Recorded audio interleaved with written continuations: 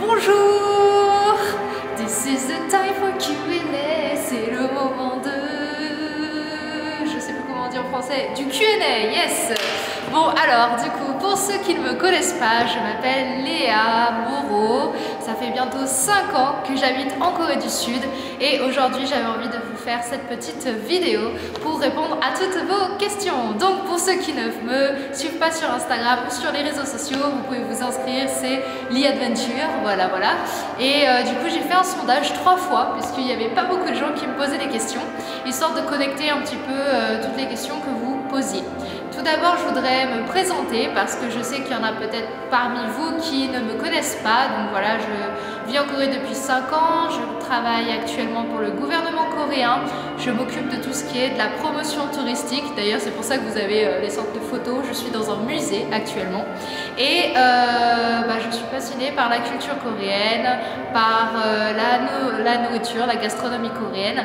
Et je suis vraiment très heureuse en fait de vous partager mon mode de vie, mes réflexions et aussi des informations sur la culture coréenne qui pourraient tous vous intéresser. Voilà, donc sans plus attendre, je vais commencer le Q&A. J'ai fait des captures d'écran sur mon téléphone, des questions que j'ai reçues, que ce soit sur Facebook, en message privé, sur Instagram ou sur YouTube, je crois que je l'ai déjà dit. Et voilà, nous allons commencer dès maintenant. Donc la première question c'est: depuis combien de temps travailles-tu pour le gouvernement? Ça fait 1 an et demi, j'ai commencé en juin, non, quelle année? En 2020, j'ai commencé en juin 2019, donc ça fait pile 1 an et demi. Voilà, j'ai signé un contrat de 2 ans qui est reconductible, donc on verra l'année prochaine ce que je fais. Depuis combien de temps tu es en Corée? Du coup j'ai répondu à cette question, ça fait depuis à peu près 4 ans et demi, presque 5 ans que je suis en Corée. Il y a eu des va-et-vient avec la France, avec le Japon et voilà, mais je vous expliquerai un petit peu plus en détail mon parcours en Corée si ça vous intéresse. D'ailleurs n'hésitez pas à laisser dans les commentaires si vous avez des idées de vidéos, si ça vous intéresserait que je vous parle de mon cursus scolaire, de comment j'ai obtenu mon travail pour le gouvernement, de toute l'administration aussi que ça a été. Enfin voilà, n'hésitez pas à me laisser des commentaires en me disant si vous avez des idées pour la prochaine vidéo. Les émissions t'ont-elles contacté ou tu les as contactées? Alors en fait, je travaille pour la promotion touristique d'une région qui s'appelle le Jeollabuk-do, donc qui est le Jeolla du Nord. Mais en fait c'est une région qui est située dans le sud de la Corée et je suis en charge de la promotion touristique de la ville de Suncheon qui est notamment connue pour tout ce qui est sauce épicée. D'ailleurs c'est pour ça que vous avez 15 000 sauces et d'autres photos par derrière moi. D'ailleurs c'est pas les plus représentatives mais je sais pas si vous voyez ici, non vous le voyez pas sur la caméra, yes. Je vous montrerai un petit peu plus à quoi ressemblent les sauces traditionnelles qu'on réalise dans cette ville. Mais bon, ce n'est pas le sujet de notre vidéo, je m'écarte. Donc j'ai pu faire beaucoup d'émissions de télé, que ce soit des documentaires, des TV shows, des interviews, enfin vraiment plein de choses. Et en fait c'est un peu des deux, c'est-à-dire que des fois je vais voir une annonce comme quoi ils cherchent des étrangers pour faire une émission de télé et donc du coup je vais contacter la chaîne de télé directement en leur disant voilà moi j'habite à Suncheon, je bosse pour le gouvernement, est-ce que mon profil vous intéresse? Et après, on va dire quand même 90% du temps, c'est eux qui me contactent ou qui vont contacter la mairie ou le gouvernement pour demander une interview ou pour demander que je fasse partie d'un documentaire, voilà. Et généralement, les émissions de télé, on n'est pas payé, voilà, on n'est pas rémunéré. Ce qu'il faut savoir, c'est qu'avec mon job pour le gouvernement, en fait, je suis pas censée être rémunérée. On peut être rémunéré que si on a l'autorisation par le maire de la ville.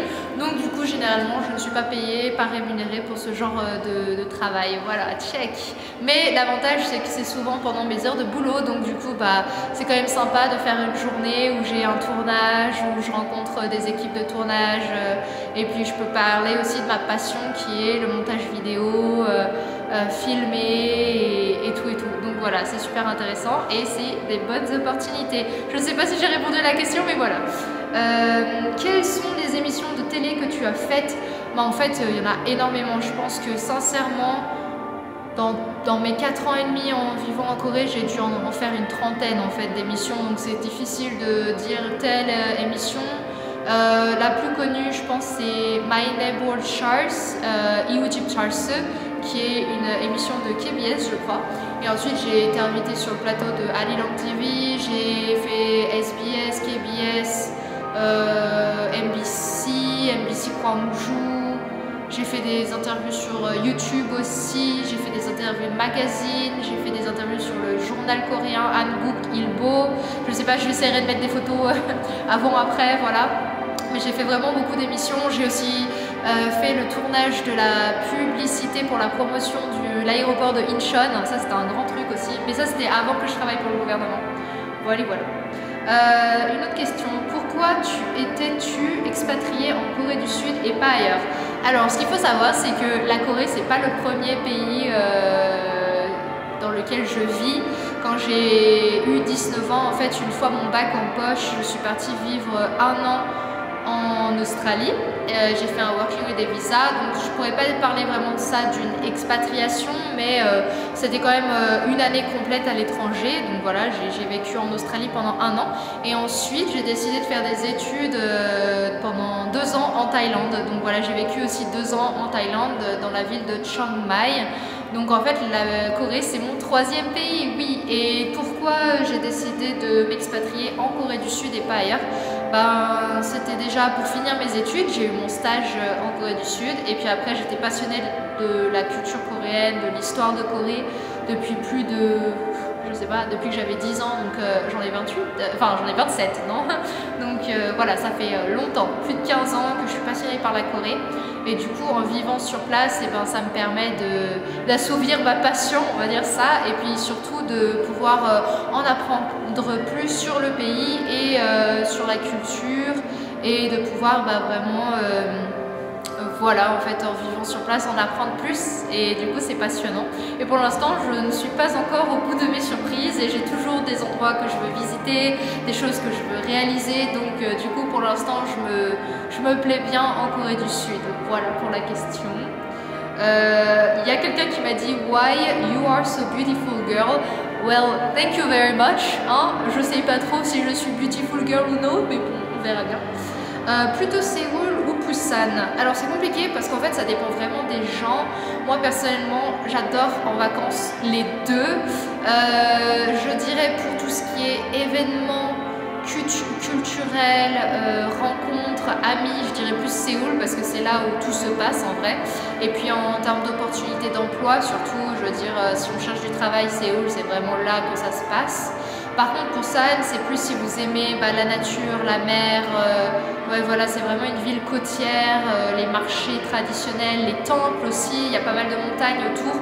Et moi, ce que j'adore, c'est de marcher sur les plages, par exemple la plage de Gwangwari et de Haeundae. Et en fait, quand on se tourne dos à la mer, on peut voir les buildings, mais on voit surtout les montagnes qui sont au bout de Busan et ça j'adore. Et je sais qu'en fait j'ai vécu à Goje.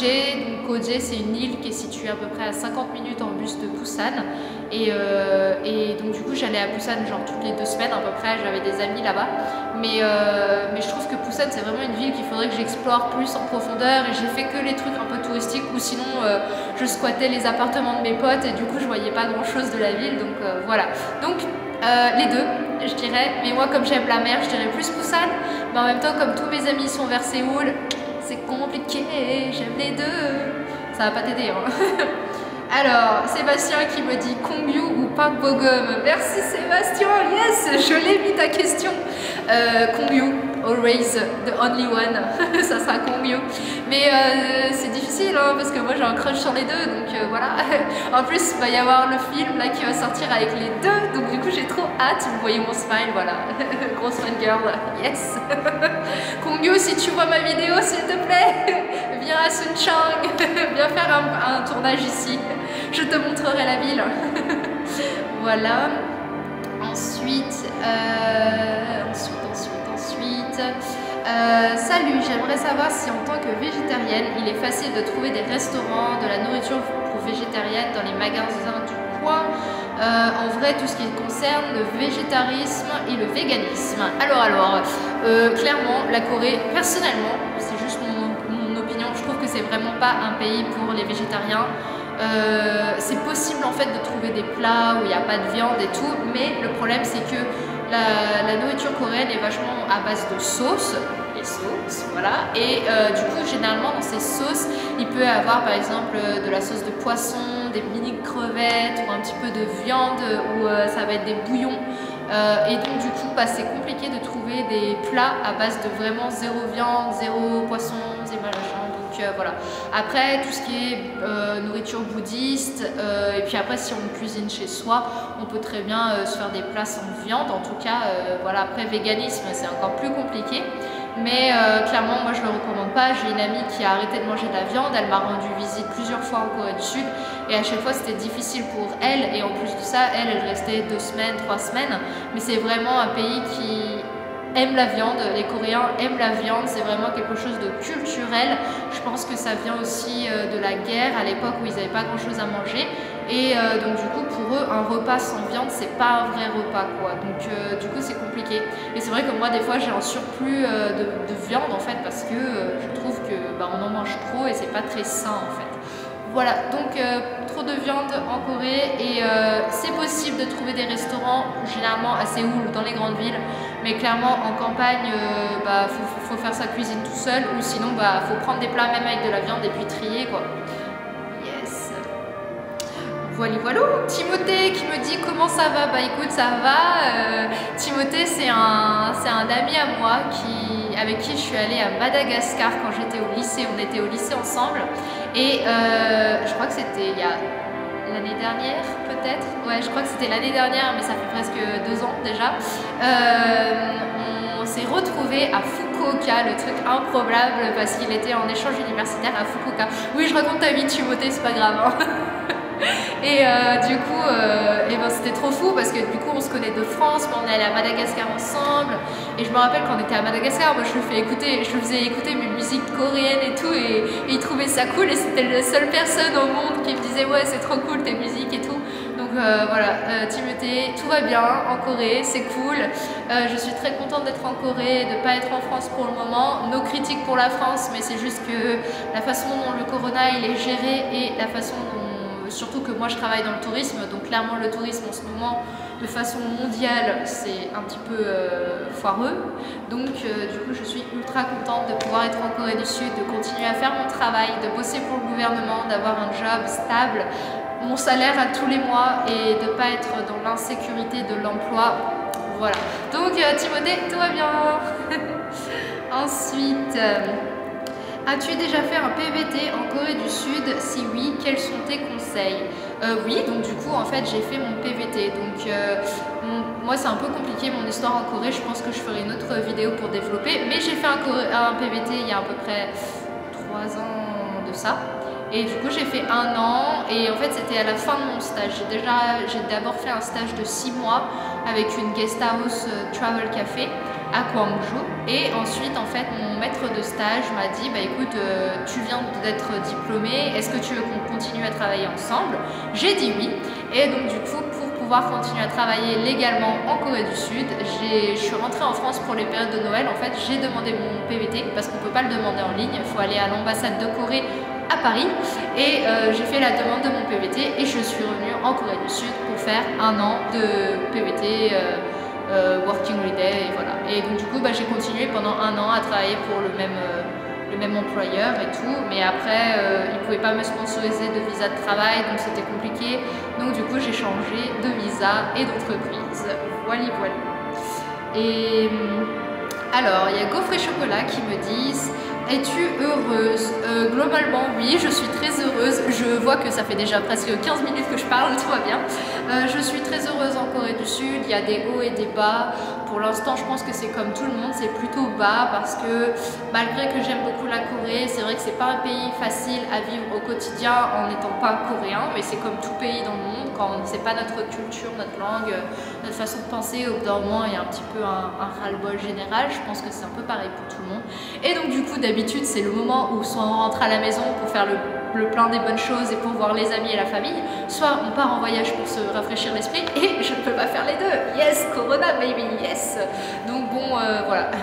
Mais ça va, je me motive, je m'occupe l'esprit, je fais mes cours de coréen, beaucoup de travail et j'essaye d'économiser des sous pour le moment où on pourra revoyager et du coup je serai la première à partir, yes. Mais ça va. Concrètement, quel est ton métier? Et ben en fait mon métier donc c'est on appelle ça Kongwon, donc clairement fonctionnaire pour le gouvernement. Mais en fait, j'ai 3 différentes missions. La première, c'est de créer du contenu vidéo, YouTube, Instagram, Facebook, sur les réseaux sociaux. Je fais le montage, je filme tout, j'écris les scripts. En fait, c'est tout moi de A à Z. Voilà, la vie d'une youtubeuse. Deuxièmement, je fais des projets pour promouvoir la ville, mais du coup, c'est avec mon équipe. Troisièmement, en fait ça va être 4 axes. Troisièmement, je fais pas mal de télé, de plateaux télé, d'interviews et tout avec les médias. Et aussi je suis guide dans un bus touristique qui est dans la ville de Suncheon. Et je crois que j'en ai pas oublié. Oui voilà, en gros c'est ça. Mais en fait mon travail il n'est pas fixe, ça peut changer. Mais en gros je suis responsable de la promotion touristique envers les étrangers pour promouvoir la ville de Suncheon. Voilà, en gros ça c'est mon travail. Comment as-tu appris le coréen? Eh ben sur le tas, yes. En fait, bon, j'étais passionnée par la culture coréenne, je regardais beaucoup de dramas, de musique et tout, et je sais pas pourquoi ça fait bip bip sur ma caméra. Et en fait, bah, on va dire que j'ai eu une sensibilité à l'écoute du coréen très jeune, on va dire vers les 13-15 ans, enfin du moment où j'ai vraiment commencé à écouter beaucoup plus de K-pop, à voir des films coréens, à m'intéresser à la culture, à regarder des sites internet, des vidéos sur, à l'époque, Dailymotion, yes, parce que c'était pas YouTube à l'époque. Et voilà, et puis en fait au final bah, c'est vraiment que en venant en Corée du Sud que j'ai appris. Je ne savais même pas lire le Hangul. Je me rappelle à l'université quand j'étais restée 6 mois en France dans mon école, j'avais une amie qui avait fait ses études en coréen et qui m'avait prêté des fiches pour apprendre le Hangul parce que je connaissais même pas l'alphabet. Mais quand je suis arrivée en Corée, il fallait que je recommence à zéro. Donc j'ai vraiment appris de zéro, de A à Z en Corée du Sud. Et c'est vraiment sur le tas, bah, en fait, en travaillant avec mes collègues, personne parlait anglais ou ils baragouinaient un petit peu. Donc du coup, j'ai vraiment bossé mon coréen. Et on va dire que pendant 2 ans, je parlais vraiment pas beaucoup, je faisais le minimum. Mais du moment où j'ai vraiment déménagé ici, où que j'ai commencé à travailler pour le gouvernement, bah, clairement, je n'avais pas d'autre moyen que d'apprendre le coréen puisque personne ne parlait coréen. L'ordinateur, les claviers, le système du gouvernement, c'était tout en coréen. L'application pour mon job, c'était en coréen. D'écrire un CV, c'est en coréen. La lettre de motivation, c'était en coréen. Et donc, du coup, bah, il faut apprendre. Voilà, c'est le survival mode, voilà, comme je l'appelle. Qu'est-ce qui t'a amené en Corée? Et ben clairement en fait c'est la Corée du Nord. Les gens ils vont être étonnés mais en fait tout au début en fait mon grand-père à l'époque avait des Géo, les magazines Géo chez lui et je me rappelle j'avais vu un vieux magazine Géo, je sais plus des années de 1999 ou 2000 ou je sais plus quand, mais en gros j'étais petite, hein, je devais avoir 10 ans, un truc du genre, même pas. J'apprenais à lire et tout et j'avais vu des images en fait de la Corée du Nord et la Corée du Sud et du coup ça m'a passionnée et du coup je me suis vraiment passionnée pour la Corée du Nord. D'abord parce qu'en fait c'était un pays tellement éloigné de chez nous qui n'avait pas vraiment les mêmes droits des hommes, la même façon de penser, les gens étaient tellement différents. Pour moi je trouvais ça passionnant et du coup j'étais vraiment ultra intéressée par la Corée du Nord, d'en savoir plus sur ce pays qui était mystérieux à mes yeux. Et donc du coup voilà, j'ai fait beaucoup de recherches, je lisais des livres, des documentaires, enfin vraiment c'était un peu une obsession. Et puis après bon bah la vie fait que j'ai changé d'avis, enfin j'ai changé de passion on va dire ça. Et puis au final au lycée, comme je lisais pas mal de mangas japonais, que j'avais des amis qui étaient un peu intéressés par la culture coréenne, et ben du coup c'est grâce à ça en fait au final que j'ai rebasculé vers la Corée, mais cette fois la Corée du Sud. Et donc du coup bah voilà, K-pop, K-drama, les films, la gastronomie, il y avait pas mal de restos coréens vers la région de Lyon. Donc du coup bah ça m'a permis aussi de découvrir plein de choses sur la Corée, voilà. Donc c'était comme ça que j'ai appris et que ça m'a sensibilisée en fait à la Corée. Et donc du coup c'est une des raisons pour laquelle je suis venue. Voilà. Préfères-tu vivre dans une grosse ville coréenne ou la campagne coréenne? En fait, j'ai vécu un peu dans les deux, j'ai vécu dans les trois même. J'ai vécu dans une grande ville qui est Gwangju, j'ai vécu sur une île qui est Gojedo, et là je vis à la campagne coréenne. Et je dirais entre la ville et la campagne. Et moi je trouve que Suncheon c'est bien pour ça parce que c'est vraiment la campagne, c'est un petit village et tout, mais en même temps on n'est pas loin de deux grandes villes qui sont Jeonju et Gwangju. Et donc du coup ça nous permet ça me permet en fait moi mes jours de congé, les week-ends ou quoi, je peux aller dans les villes, il y a une gare à 30 minutes de chez moi, donc voilà je peux me déplacer quand même facilement, mais en même temps je trouve que vivre à la campagne coréenne ça vous permet aussi de voir vraiment l'esprit traditionnel de la Corée, de rencontrer des gens qui sont vraiment bruts, tu vois, c'est pas les gens un peu busy de la ville ou les gens qui ont une influence vraiment étrangère. Là on rencontre des vrais Coréens pur chouche, donc il y a du bon, il y a du moins bon, mais moi je trouve que c'est vraiment des gens qui sont cœur sur la main, qui sont toujours là, et au final moi je me suis jamais sentie étrangère ici parce que les gens en fait ils me voient pas comme telle, alors que j'ai l'impression que tu sais quand je marche dans des villes et tout je me fais observer et tout, mais en fait là moi je suis différente, mais comme je fais partie de leur culture et de leur du village et tout, en plus j'habite dans le village traditionnel de Suncheon, donc du coup on est peut-être une centaine, je sais pas, donc du coup je connais un peu les gens, je les vois, et en fait pour moi c'est normal, en fait c'est devenu mon quotidien. Alors que quand on est dans des grandes villes, en fait on est déconnecté avec les gens, je trouve. Et donc du coup on a un peu plus de mal à être sympa avec les commerçants, on n'arrive pas vraiment à créer du lien parce que pour eux ils te voient juste comme un étranger en plus quoi. Alors que moi ici je suis l'étrangère, tu vois, ça change. Donc voilà. Et dernière question je crois. Ah non, pas du tout, il y en a encore beaucoup. Je crois que je ferai 2 vidéos les gars. Je vais faire la dernière question là pour ce moment. Et puis, quel est ton niveau de coréen? Alors, mon niveau de coréen, clairement, moi je trouve que c'est intermédiaire, ça veut dire middle quoi. Je comprends beaucoup ce qu'on me dit, je comprends 70 à 80%, mais il y a toujours énormément de mots que je ne comprends pas. Quand on a des réunions, quand c'est des trucs professionnels, j'ai vraiment du mal.